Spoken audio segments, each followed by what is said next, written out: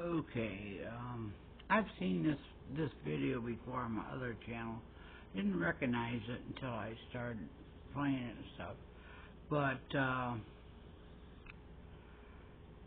I was looking up Willie Brown and his relationship with Special K, Kamala. And this is what I came up with. This guy here is talking about what the left never tells you about Jim Jones. The People's Temple Agricultural Project, better known as its informal name, Jonestown, a remote settlement in Guyana established by the People's Temple in an American cult leader, the leadership of Jim Jones. They will let you listen to it.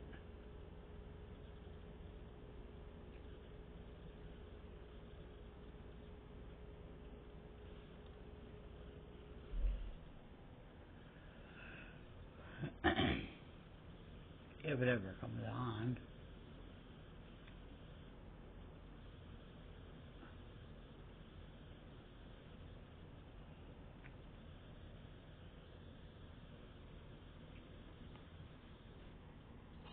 Some of you have been using that Kool-Aid phrase without knowing the entire story.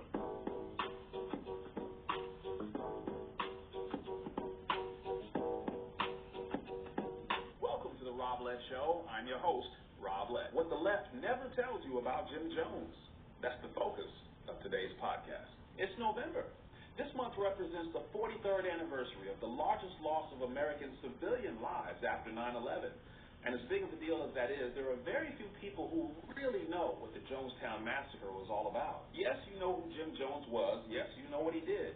But when it comes to why he did it, most people just write it off and say it's because he was a crazy preacher. And there was a lot more to it than that. So we've got a lot to unpack here today. Today we're going to talk about what you think you already know about Jim Jones' career. We're going to talk about what you may not know. We're going to talk about hiding the truth, the beginnings of Jim Jones' career. We're going to talk about birds of a feather, Jim Jones and the Democrat Party. We're going to talk about his rise to power. How did he get so popular? How did he get so powerful? We're going to talk about hell on earth, the communist culture in Jonestown, revolutionary suicide, and the most failed political philosophy on the planet. Before we get started, I'd like you to go ahead and do a few things. First of all, like this video, subscribe to it. If you're on YouTube, to the upper right-hand corner, you're going to see a bell. That's a notification bell. Click it, and it'll notify you the next time we release a new show. If you're on Rumble, though, to the upper right-hand corner, you'll see a share button. Click it, and it'll share this video with a friend of yours who should have been here today. Go ahead and do all of those things that apply right now. What you think you already know. Have you ever heard someone use this phrase before, drinking the Kool-Aid? No matter what you think you see in my cup, I'm not drinking the Kool-Aid. No, you really drank the Kool-Aid, didn't you? Drink the Kool-Aid! Maybe you've even used the term yourself before. The phrase drinking the Kool-Aid is an idiom that has been around for 43 years. It's a popular way of saying, when a person believes fully and without question, we say they're drinking the Kool-Aid. I know the phrase is 43 years old because on November 18th, 1978, 43 years ago this month, an event happened so tragic that to this day, it's the largest loss of American civilian lives after 9/11. A total of 909 people died in the incident. The event was so tragic, I'm not even going to show you a photo of it. I don't even think YouTube would allow me to. Additionally, I'm not going to show you the photos in respect to the families of those who are still alive today and may be watching this. If you want to see those photos, you'll have to find them yourself, and trust me, they're not hard to find. If you tuned in today to find out about the details of the Jonestown Massacre, I'm sorry to disappoint you, but I won't be delving into the details of the massacre itself. The reason I won't is because the details of the massacre have actually been covered pretty extensively in a variety of different places already. You can just search the internet and find out plenty. You don't watch my show to find out what you already know or what's widely known. You watch my show to discuss topics that are not widely known, like the fact that nobody ever actually drank Kool-Aid in the first place, despite the fact that we keep saying it over and over again 43 years later. I feel sorry for the owners of the Kool-Aid brand. For 43 years, they've had their brand tainted by a massacre that had absolutely nothing to do with it. I do feel better, though, knowing that some people out there know the truth. You know how everyone says they drink the Kool-Aid? Well, what you don't know, check this out because it might blow your mind. The ingredients drink, it wasn't Kool-Aid. Well, the thing that killed him was cyanide, of course. But people think that it was Kool-Aid in the drink. It wasn't Kool-Aid. It was Flavor Aid. But Kool-Aid is a more popular drink, so people just went with that. So next time somebody says to you, don't drink the Kool-Aid, you can say, I will also not drink the Flavor Aid, too. Thank you very much. So, that's a fun fact. And now you know, too. I'll address the highlights of what people think they know about the Jim Jones Massacre, only because it's still appropriate to do that before uncovering any topic. So here goes.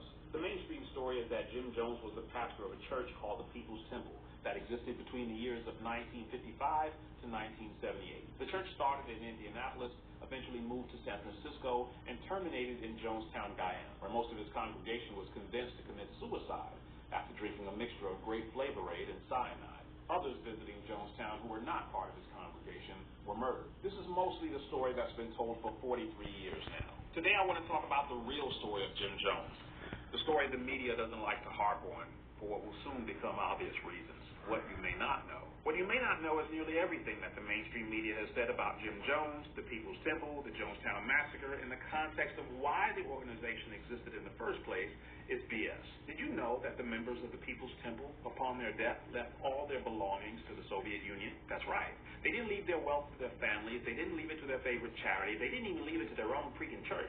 They left it to a country that most of them hadn't even been to before. This alone speaks volumes about what their organization truly was. Wikipedia says Jim Jones was an American cult leader, a political activist, a preacher, a faith healer who led a new religious organization. But how much of this was true? I'll give you a little bit of background about Jim Jones, and I'll let you decide. Hiding the truth. The beginnings. Jim Jones was born in Indiana, and he wasn't raised in the Christian or church tradition. According to a childhood friend of Jones, at the age of 10, he attended a Pentecostal church. When the pastor would ask who needed to be saved, Jones would raise his hand. The only problem is, Jones would raise his hand every week. You only get saved once. Jones's friend thought this practice was rather odd. There was obviously something about the attention that Jones loved. Pretty soon, Jones started preaching to animals, kids, trees. He got pretty good at it, even though he wasn't a believer himself. By the time he attended Indiana University, he had met some Marxists who made an impact on him. His mother was a Marxist as well. He used to ponder what would be the best way to demonstrate his Marxism. He thought that perhaps infiltrating the church would be the best way. He started preaching locally in Indiana. Garrett Lambrov was one of Jones's first converts to what would later be the People's Temple. Right from the start, Lambrov's intuition let him know something was amiss with Jones. Lambrov held a master's degree from Stanford, with a particular interest in Russia. Lambrov noticed that Jones had an unusual fascination with the Soviet Union. During the classes that Jones taught to church members, occasionally he would digress into something flattering about the Soviet Union. After listening to this on many occasions, one day Lambrov couldn't take it anymore, and he raised his hand and he asked Jones, what about the gulags? What about the 10 million people who starved to death? Jones went off on Lambrov in front of everybody. He screamed at Lambrov, calling him a spoiled upper-middle-class intellectual, a young bourgeois. Jones later apologized to Lambrov in private, claiming that he had to yell at him that way because he was challenging his authority in front of the group. This was perhaps the earliest clue that Jones was clearly passionate about something other than Christ. Have you seen the movie Catch Me If You Can? It's the true story of a con man named Frank Abagnale. Leonardo DiCaprio plays Abagnale in the movie. One of the cons Abagnale pulls is when he impersonates a pilot. Wikipedia makes it very clear, however, that Abagnale was not an actual pilot. Disguising himself as a pilot was merely one of the cons he used to rip off the general public, which is the reason why I'm challenging some of Wikipedia's previous posting about Jim Jones. Let's look at it again. Wikipedia says he was an American cult leader. I agree with that. They say he was a political activist. I agree with that too. One of the problems I have is the underlying belief of his cult and his political activism are both linked. It's the driving force of everything. But Wikipedia makes these separate when it's a vital piece in understanding what the People's Temple really was. When you say he was a preacher, yes, but what was he later found to be preaching? Wikipedia says he was a faith healer, and the People's Temple was a new religious organization. But years later, in 1972, Lester Consolving, an actual ordained priest and religious editor for the San Francisco Examiner, wrote an 8-part expose on the practices emergence of Jim Jones in the People's Temple. The exposés targeted everything from Jones's fake claims of raising people from the dead, to exploiting people financially, to his fake healing powers, to physical abuse and authorizing an underage minor to be married in his church. All of these warnings were written a full 6 years before the massacre that eventually occurred in 1978. But the People's Temple mounted a protest outside of the examiner's office, and they started a massive letter-writing campaign to kill the series that was being written by consultants. Out of the 8 exposés that were written, they killed the series after the first 4 were published, and they just write off Consolving as a crazy conservative reporter. Here's the first time that an actual ordained minister himself confronts Jones. So Wikipedia's claim of Jones being a faith healer or the People's Temple being a true religious organization is already being exposed and debunked as early as 1972. And obviously a lot had to have occurred before 1972 in order for Consolving to have enough material for an 8-part expose. In his early days, Jones had been accustomed to having to tailor his message. To anyone who was around Jones for any length of time, it was apparent that Jones's true message wasn't Christianity, but socialism. He was wearing out his welcome in Indiana, so he moved to, where else? California, of course. His congregation was originally comprised of white people, but as he moved to Brazil, and from Brazil to Redwood Valley, from Redwood Valley to San Francisco, and from San Francisco to Los Angeles, he was learning to hide his socialism more and more, because as he kept moving, the demographics of his congregation were starting to change. More black people started to attend Jones's church. Eventually, blacks made up 70% of Jones's church, with 45% of them being black women who were quite religious. As a means of recruiting more members, Jones relied on the phony faith healing. He routinely used chicken gizzards as a prop to show that he had removed the cancer from someone who was sick. But some of Jones's hardcore followers from early on knew who he was, and they knew he was a socialist. The daily challenge for Jones was feigning Christianity while preaching socialism, using God as the bait while being an atheist. To this day, there still exists a 24-page document created by Jim Jones called the letter heled. The letter heled was designed to discredit the Bible and claim that the Bible was a bunch of lies. If the People's Temple was a new religious organization, please tell me what religion exactly. Because when Jones eventually moved to Jonestown, Guyana, he forbid even married couples from having sex unless he authorized it. If by chance someone ended up pregnant, they would have to get an abortion on his orders. So what religion is this? The racial makeup of the church was only significant because there was an interesting dynamic happening within the church. Most of the whites who attended already knew that Jones was a socialist, but they had to sit through the fake faith healing garbage in order to hear the socialist message of the day. And most of the blacks didn't care about the socialist garbage. They only attended because they actually believed in the Bible and thought that Jones might actually have the power to heal the sick. Over time, Jones started to get bolder with his message. He started referring to socialism as God. And since, of course, he was the perfect embodiment of socialism, that meant he was God. He referred to the Bible as your black book, and once flung the Bible across the church and even stomped on it. This is not Christian fundamentalism. If Wikipedia can say that Frank Abagnale was not a pilot but an impersonator, then surely they can say the truth about Jim Jones, that he was not a pastor, but a left-wing fundamentalist who persuaded nearly 1,000 people to commit suicide. Birds of a feather, Jim Jones and the Democrat Party.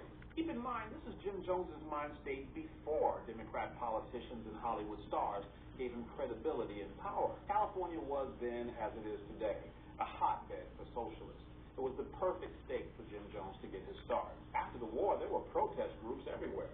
The Weather Underground was hiding out in San Francisco. There was the 70s Liberation Army, the kidnapping of Patty Hearst.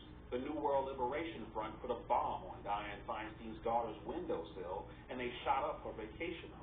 In the words of Cult City author Daniel J. Flynn, with all these competing crazy groups, it was difficult to differentiate between political crazies and just plain crazy. In this kind of environment, Jim Jones doesn't look crazy. California sees him almost as a civic leader. As far back as January 6, 1961, Jones applied for the Indianapolis Human Rights Commission. He was appointed by Democrat Mayor Charles Boswell with no background check. After less than just 2 months on the job, the mayor and the commissioners ordered him to slow down his counterproductive appetite for publicity. Jones continued, however, and used his own position to land his own radio show on WIBC in Indiana. But all of this influence would pale in significance to the type of power he received by the time he got to California, his rise to power. Jones moved to North California in 1965 and then to San Francisco in 1971. But it wasn't until 1975 that Democrats really started rolling out the red carpet for him. San Francisco Mayor Willie Brown is concerned about an upcoming mayoral election. between Democrat George Moscone and Republican John Barbagelata. The race is tight, so Brown brokers a meeting with Jones to help with the campaign. Moscone ends up winning by 3,000 votes, and many people give Jim Jones the credit because he lent about 1,000 volunteers to the effort. It was also believed that Jones may have bussed people in from outside of California in order to cast ballots. And there was a big thing about election fraud. And there was supposedly a big investigation into election fraud, but even the investigation was suspect because the DA whose job it was to investigate the election fraud also worked for Jim Jones. Moscone rewards Jim Jones by appointing him as chairman of the Housing Commission Authority for San Francisco. Pause for a second. When you think of America's most famous criminals, the John Gacy's, the Jeffrey Dahmers, the Charles Mansons of the world, how much worse would it have been had they been put in a position of actual power? That's what George Moscone did when he effectively made Jim Jones the largest landlord in the city of San Francisco, in charge of 3,500 public housing units. Thanks to the Democrat Party, Jim Jones is now officially on the map. They knew as far back as 1972 that he was beating church members. They knew as far back as 1972 that he was stockpiling weapons. They knew about the fake faith healings. They knew about the underage marriages. They knew about the financial exploitation of his congregation and the leftist fundamentalism, and they ignored all of that because they wanted the power, and they were socialists too. Long before the poor people drank the Kool-Aid, the rich and powerful did. Like that time Jane Fonda wrote a letter to the People's Temple saying, and I quote, "I also recommit myself to your congregation as an active full participant, not only for myself, but because I want my 2 children to have the experience." Over the next few years, Fonda would come to Jones's defense on many occasions to vouch for his high moral standards and character. Then there's that time Pastor Cecil Williams awarded Jim Jones the Martin Luther King Jr. Humanitarian Award. The time the Los Angeles paper named Jim Jones Man of the Year. And that time Religion and American Life magazine named Jones among the 100 most important clergymen. This is 1977. But Jones had already leased 3,000 acres of land from the Guyanese government back in 1973, at a time when thousands upon thousands of people were fleeing the communist government under Fort Burnham. Jones was planning to move his entire congregation to Guyana to build a socialist heaven on earth called Jonestown. Democrats made Jones the guy to call if you were a Democrat who was in need of help with your political campaign. And there was one guy who needed Jones desperately. His name was Harvey Milk. Today it's somewhat fashionable in the Democrat Party to elect someone gay. But back in the 70s, it still wasn't widely accepted. Milk ran for a seat on the city's Board of Supervisors back in 1973, and he lost. He ran again in 1975, and he lost. He ran again in 1976, and he lost a 3rd time. It's not until he links up with Jim Jones that he's finally taken seriously. Until then, he was just seen as the novelty candidate, the gay candidate. Jones provides Milk with hundreds of volunteers, a platform to speak on, access to a printing press, distribution in the church's newspaper, which has a black readership. Milk is finally elected in 1977 and becomes arguably Jones's biggest supporter. When new reports begin to surface about the People's Temple beating people, it's Milk who vouches for the integrity of Jones. Milk is so far out on a limb for Jones that he does the unthinkable. As Jones begins to move to Guyana, he kidnaps a young boy named John Victor Stone, who is the son of 2 People's Temple members. Since the parents of the child defected from the temple and remained in the United States, Jones is concerned that the United States is going to intervene, come to Jonestown, and take that kid back. It's Harvey Milk who writes a letter to the President of the United States, Jimmy Carter, on behalf of Jim Jones. Here you can read the letter written by Harvey Milk, denigrating the parents of the boy, while writing a glowing recommendation for Jim Jones, effectively assisting Jim Jones in the kidnapping of a child. Reverend Jones is widely known in the minority communities here and elsewhere as a man of the highest character, who has undertaken constructive remedies for social problems which have been amazing in their scope and effectiveness. He is also highly regarded amongst church, labor, and civic leaders of a wide range in political persuasions. Our own Board of Supervisors has presented Reverend Jones with a certificate of honor.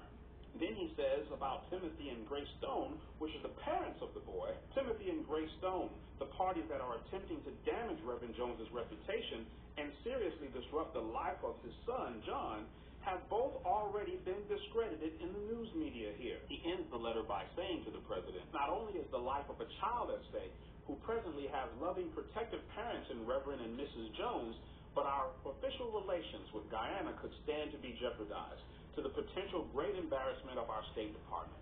Mr. President, the actions of Mr. Stone need to be brought to a halt. It is offensive to most in the San Francisco community and all who know Reverend Jones to see this kind of outrage taking place.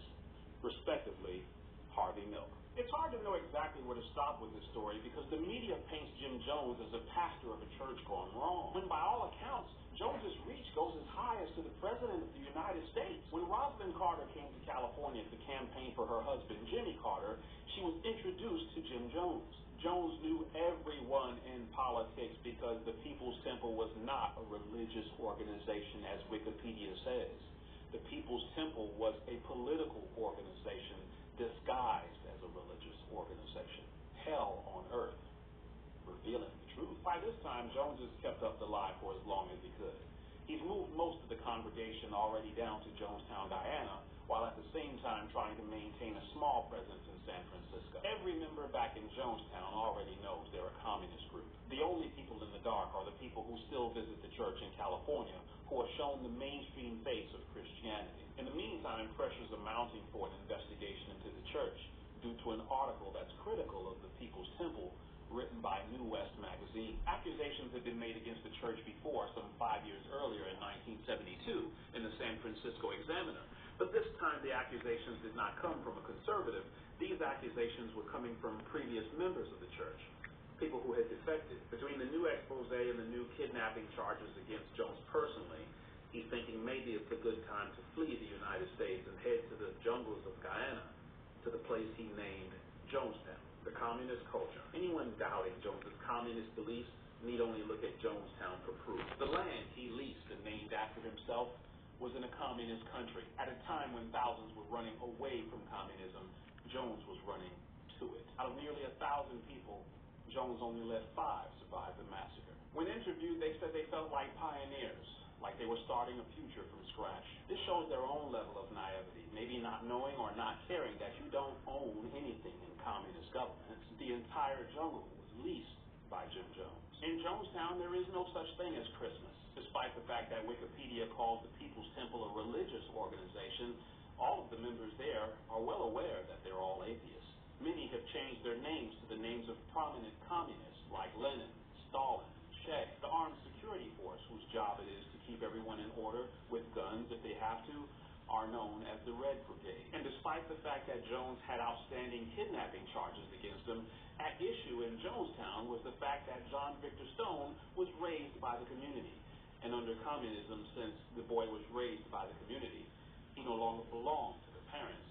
The boy belonged to the community. In their view, for the parents to claim that the boy was theirs was selfish, revolutionary suicide. If you've watched my show for long enough, you know this isn't the first time I've said that those who study Marxism are consumed with revolutionary talk. This mindset that the proletariat will one day rise up against the bourgeois is embedded in the very culture of socialism. Today is November 18th, 1978 in Jonestown. The accusations against Jones and the People's Temple were so great that the pressure was mounting against politicians to actually visit Guyana and do a welfare check on the family members who had moved there. Reports were that members were there against their will, under threat of armed guards. Just the night before, Democrat Congressman Leo Ryan arrives in Jonestown with a small group of people. His aide, members of a group called Concerned Relatives, and a group of journalists all arrived to check things out for themselves. On the surface, everyone was on their best behavior and everything was great.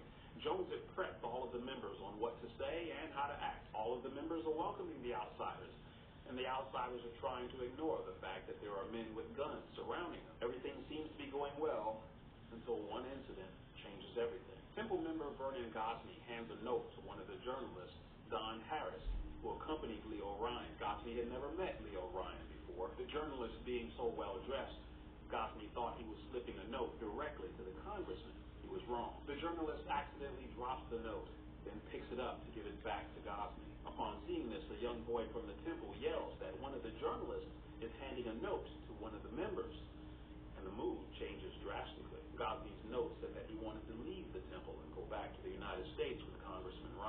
Now that it was no longer a secret, the congressman asked if there was anyone else who wanted to leave. A few were bold enough to admit that they want to leave, but Gosney warns the congressman that he should leave immediately because his life is in danger. Being naive, Ryan attempts to ease Gosney's fear that he won't be killed because he's a U.S. congressman. Nearly 6 months prior to Ryan's visit, nearly all of the members of Congress had been warned that the members of People's Temple were planning to kill themselves in an act of revolutionary suicide. Revolutionary suicide is a phrase that Jones stole from a book written by another socialist, Huey P. Newton. Perhaps it never dawned on Ryan that killing a congressman would mean nothing if they were all planning to be dead. On the morning of November 18th, Ryan waits on the airstrip with about 15 people who are waiting to leave Jonestown when a truck full of gunmen pull up. They murder Ryan, 3 journalists, and one of the concerned relatives. One of the journalists plays dead when he observes the gunmen walking around to the other victims, shooting them in the head. Once the killing starts, out of over 900 members, Jones only lets 5 escape. 2 left-wing lawyers and 3 other members who Jones tells them to take all their money and give it to the Soviet Union. Here's the irony of socialism. Socialism is said to be a revolution of the poor, rising up against the rich.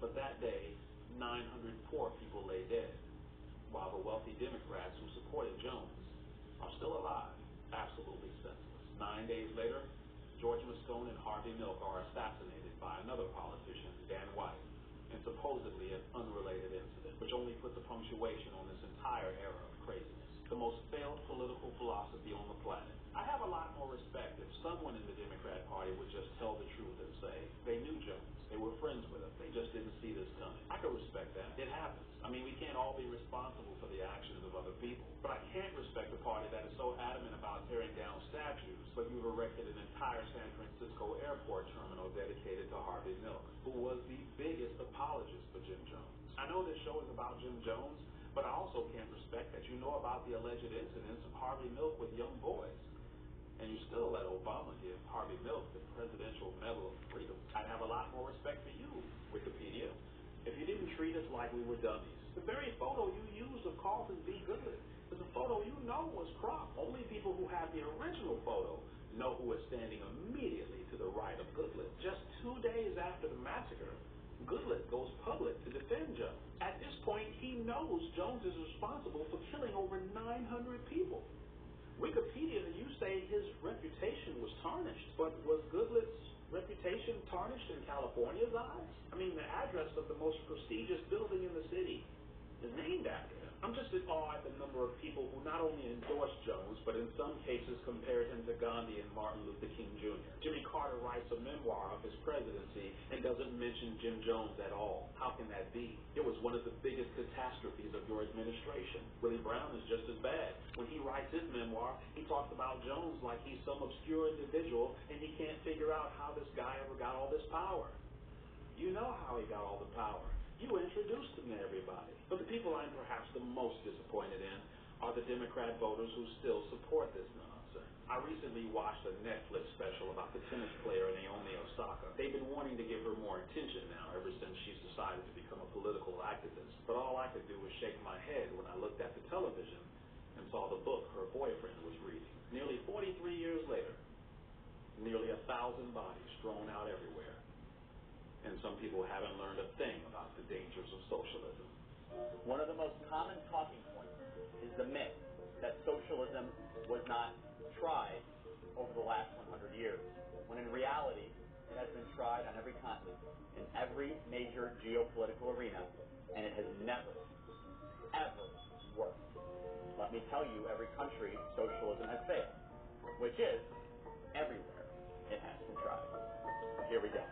Maoist China, Cuba, Laos, Vietnam, Afghanistan, Albania, Angola, Belarus, Bulgaria, Cambodia, People's Republic of Congo, Czechoslovakia, Ethiopia, Germany, East Germany, Hungary, North Korea, Mongolia, Mozambique, Poland, Romania, Somalia, Russia, France, Ukraine, North Vietnam, Italy, South Yemen, Yugoslavia, Bangladesh, Nepal, Sri Lanka, Tunisia, Algeria, Burma, Egypt, Iraq, Libya, Madagascar, Sudan, Syria, Bolivia, the Congo, Ecuador, England, El Salvador, Rwanda, Guinea-Bissau, India, Ghana, Tanzania, Uruguay, Venezuela, Pakistan, Australia, Brazil, Canada, Uzbekistan, Kazakhstan, Georgia, Azerbaijan, Lithuania, Moldova, Latvia, Kyrgyzstan, Tajikistan, Turkmenistan, Benin, Argentina, Dominica, Honduras, Taiwan, Guatemala, Zimbabwe, South Africa, Peru, Paraguay, and Nicaragua.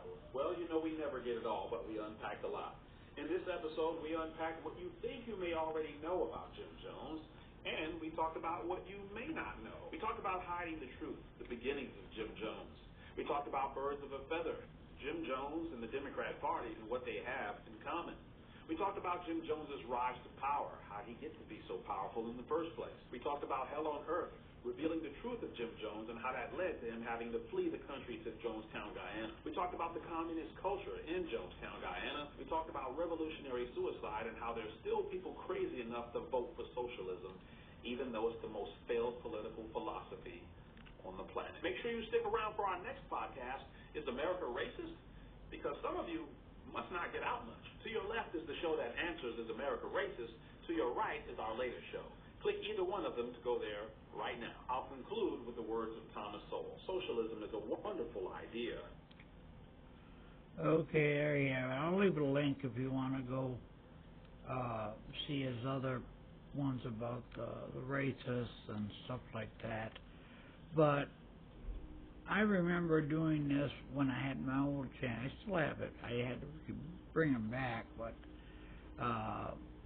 I had done this on the Democrat part, Jim Jones, before.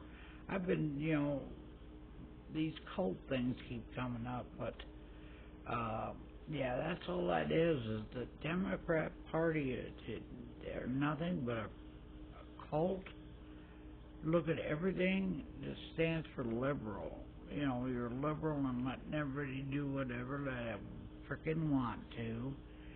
If it means taking, unalive babies, well, that's, I guess, okay, But, yeah, so, I thought that to start out with, because I was doing the thing on Willie Brown, I wanted to figure that out, and then Special K, Kamala, and stuff like that, so there you have it. There's the first one, but the next one will be on her father. People are going to be shocked when they hear about him. So, with that said, thanks for watching.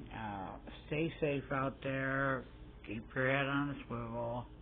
Get prepared, and all that stuff. And talk to you later. Thank you for watching. God bless. Peace and love.